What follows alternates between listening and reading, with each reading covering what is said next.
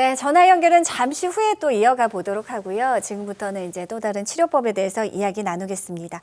그 전에 원장님 앞서 잠시 이야기를 좀 나눴습니다만 이제 네. 무릎인지 이제 허리 통증인지 네. 굉장히 이 원인이 허리에 있는지 무릎 관절인지 맞습니다. 많은 분들이 헷갈려 네. 하고 계시거든요. 네. 이제 구분할 수 있는 그 차이점, 네. 방법이 있다면 좀 더 구체적으로 설명 부탁드릴게요.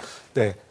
제일 먼저 증상이 다릅니다. 증상이 그 통증의 형태가 다른데요. 척추 질환은 기본적으로 신경이 눌리는 압박 증상이기 때문에 저리다, 아하, 감각 이상이다. 네네. 이런 것들이 메인이고요. 고관절 증상은 관절 자체가 망가지는 것이기 때문에 관절 주변에 움직일 때 통증이 생기는 통증 그 자체입니다. 그리고 대부분 허리 증상은 허리에서 엉덩이 뒤쪽, 다리 쪽으로 전달되는 방사통이라고 얘기하는데 쭉 이어지는 신경을 따라서 통증이 유발되게 되는데 고관절 통증은 대부분 서해부, 사타구니라고 얘기하는 고관절 주변으로 통증이 생기게 되고요.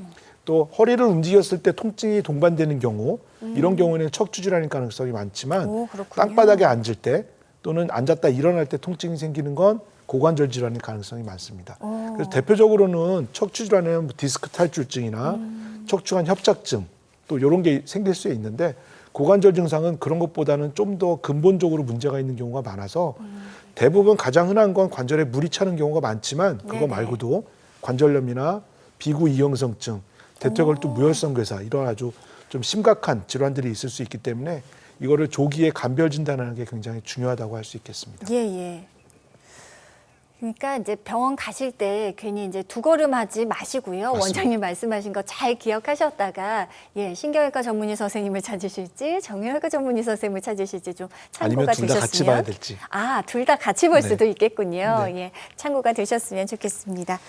자, 원장님께서 앞서 이제 치료 방법들 쭉 설명해 주실 때 이제 줄기세포를 이용한 치료법에 대해서도 잠시 언급을 해 주셨습니다. 그 가운데 이제 제대열 줄기세포를 이용한 이제 줄기세포 이식술 원장님 어떤 치료법입니까? 네.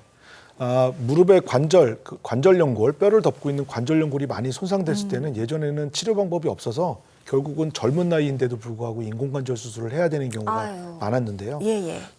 지금은 줄기세포를 이용해서 연골세포를 분화를 시키고 그 분화된 연골세포가 연골을 직접 생산해서 손상된 연골을 다시 치환해주는 이런 세포 치료가 가능해졌기 때문에 네네. 이제는 줄기세포를 이용해서 손상된 관절 연골을 회복시킬 수 있습니다라고 말할 수 있는데요. 근데 이 줄기세포를 얻어내는 게 문제인데 우리 몸에 가지고 있는 성체줄기세포는 워낙 그 수가 적어서 그렇죠. 치료 효과를 보기에는 굉장히 효과가 적기 때문에 많은 양의 줄기세포를 얻을 수 있는 방법을 찾다 보니까 신생아가 태어나면 엄마의 태반에서 연결된 탯줄 안에 있는 그 신생아 혈액에서 줄기세포를 고농도로 채취해서 이거를 다시 재활용하는 게 제대열 줄기세포 이식술입니다. 네네.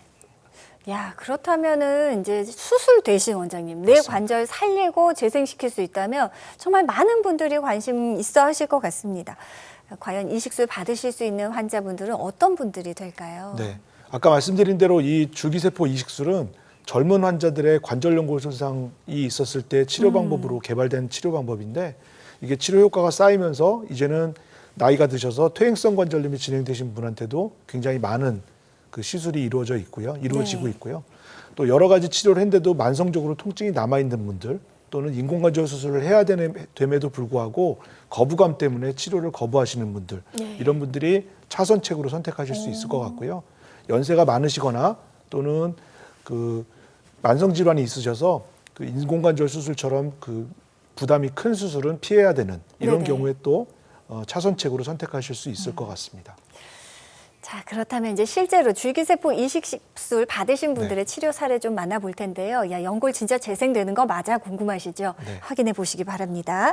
이제 60대를 앞두신 이제 환자분이셨는데 다행히 수술 없이 치료가 잘 되셨네요. 네, 59세 여자 환자분이시고요. 환자분은 계속 통증 때문에 진단도 오래전에 받으셨고 퇴행성 관절염 진단을 받고 계속 연골 주사만 맞아 오셨는데 줄기세포 이식술을 선택하시고 이제 시술을 받으셨어요. 그래서 시술 전 사진과 시술 후 18개월의 사진을 보면 노랗게 보이는 부분이 연골이 탈락돼서 뼈가 노출된 소견인데 이 노출된 부위가 동일 부위가 18개월 후에는 깨끗하게 연골로 재생돼 있는 이런 소견을 볼 수 있었습니다. 네. 매끈하게 연골이 재생된 모습, 제대열 줄기세포를 이용한 줄기세포 이식술 사례였습니다.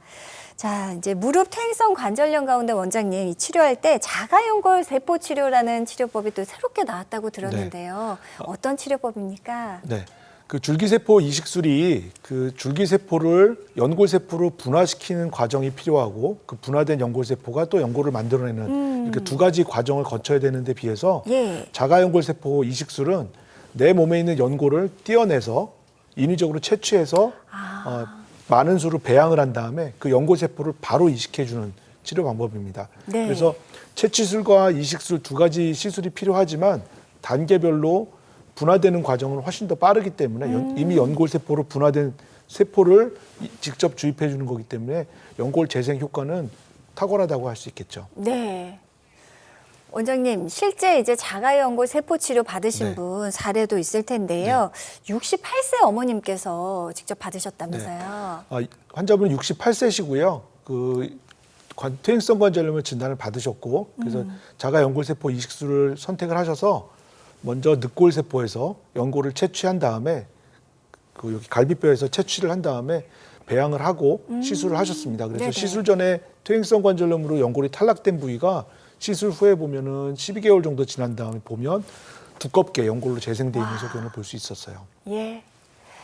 자가연골 세포 치료 사례까지 만나보셨습니다. 많은 분들 고민 전화 이어지고 있습니다. 빠르게 연결해 볼 텐데요. 저희가 생방송 중에만 전화 연결 가능하다는 점 기억하시고요. 조금만 더 서둘러 주시면 되겠습니다. 네, 생방송 건강콜센터 함께하고 있는 지금 이 시각 오후 5시 2분 지났습니다. 여러분의 전화 도착했네요. 여보세요? 네, 예, 안녕하세요. 여보세요? 예, 네, 올해 안녕하세요. 나이가 어떻게 되셨을까요? 67세요. 67세 어머님 반갑습니다. 원장님과 직접 이야기 나눠보실게요. 네, 어머니 안녕하세요. 네, 안녕하세요. 어디가 불편하세요? 네, 무릎 관절이요. 아, 그래요. 병원에 가보신 적은 있으시고요. 올 봄부터 네. 저기 연골 주사라고 해갖고 통증 주사하고 한 6회 정도 맞았어요. 여섯 번 그 정도 정도. 맞으셨고요. 예. 그 엑스레이 검사에서는 선생님이 뭐라 그러시던가요? 퇴행성 관절염이라고 그랬어요. 관절 간격이 많이 좁아져 있고 이렇게 설명을 좀 해주시던가요? 어떻든가요? 그거는 뭐 어떻다라고는 이야기 안 하고 그래요? 퇴행성 관절염이라고 그래요. 그러셨거든요. 그럼 어머니 연골 주사를 6번 정도 맞으셨는데 네. 주사 맞으시면 증상이 좀 좋아지시나요? 어떤가요? 그때 이제 심하게 아파서 네.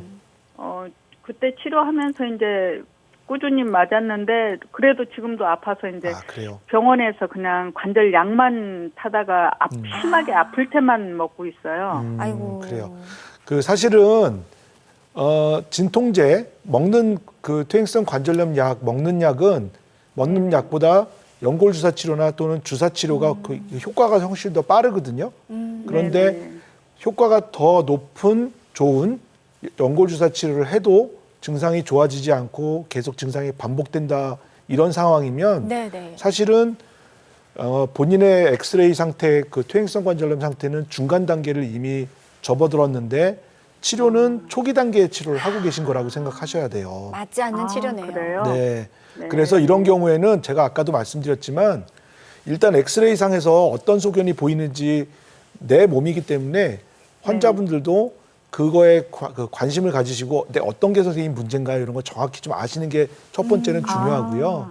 두 번째는 아무래도 중간 단계라고 생각되면 이런 경우에는 치료를 계속 이어가는 것보다는 정밀 검사를 통해서 요즘은 MRI 검사를 하면 연골이 어느 부위에 몇 미리가 벗겨져 있는지도 그리고 연골이 얼마나 찢어져 있는지도 1mm 단위로 체크할 수 있거든요. 네, 근데 그런 무릎이 정밀 이렇게- 검사를 해서 내 관절이 어느 정도까지 망가지고 어디가 통증의 원인이다 이런 것들을 정확하게 찾은 다음에 거기만 해결해주면 사실은 계속 치료를 할 필요도 없고 그렇죠. 치료가 끝나고 관절이 망가지는 것도 막아줄 수 있거든요. 그러니까 지금은 어머님이 그냥 관절염 약만 먹고 시간을 버리시는 것보다는 병원에 찾아가셔서 정밀 검사를 통해서 내 무릎이 도대체 어디가 원인인지 뭐가 문제인지 정확하게 진단을 먼저 해보시는 게 좋을 것 같아요. 네. 네네. 어머니 더 궁금하신 내용 있으세요? 네, 그러면 예를 들어서 무릎 연골이 많이 찢어지고 이렇게 닳아서 없어졌다 그러면은 어떤 시술이 좀 효과적일까요? 네.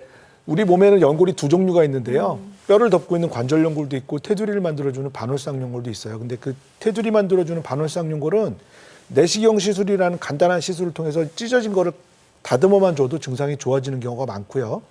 또 뼈를 덮고 있는 관절 연골은 범위가 연골 손상 범위가 작으면 관절경으로 같이 연골 재생술만 해줘도 연골이 금방 회복되는 경우도 많고 설사 많이 벗겨졌다 하더라도 아까 말씀드린 대로 줄기세포를 이용해서 다시 살릴 수 있는 방법도 있기 때문에 그렇죠. 집에서 약만 드시면서 참지 마시고 먼저 진단을 받으시고 적극적으로 치료받으시는 게 좋을 것 같아요. 그렇죠. 어느 부분의 관절 연골이 어떻게 달아졌느냐에 따라서 원장님 말씀하신 대로 치료 방식은 분명 달라질 수 있고요. 다만 그렇게 정밀 검사를 받으시면 맞춤 치료로 빠르게 치료가 잘 된다는 부분이겠죠.